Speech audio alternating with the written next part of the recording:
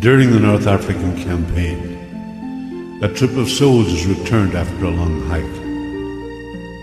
They arrived in a little town called Casino, and the next day being Sunday, they went to church.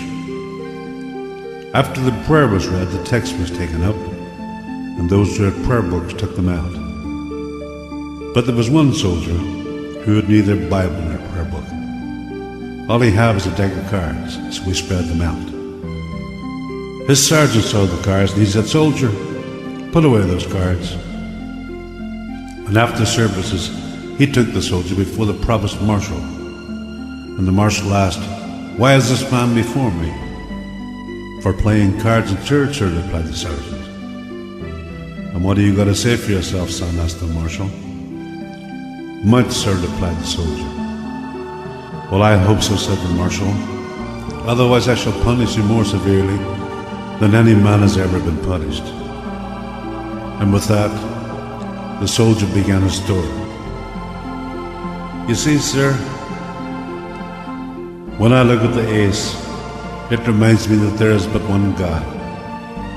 The deuce makes me think of the Bible and the two books in the Bible, the Old and the New Testament. When I look at the tray, I think of the three persons in God, the Father, the Son, and the Holy Spirit. When I see the four, it reminds me of the four evangelists who preached God's gospel. There was Matthew, his brother Mark, Luke, and John. When I look at the five, it makes me think of the five wise virgins who trimmed their lamps and were saved. When I see the six, I remember that in 6 days God created the heavens and the earth. And the seven reminds me that God said, "Let this day be holy," and he rested. When I look at the eight, I think of the 8 righteous persons whom God saved when he once destroyed this earth. There was Noah, his wife, their 3 sons and their wives. And when I see the 9, I remember the lepers that Christ cleansed. There were 10 of them, but only one came back to thank him. When I see the 10,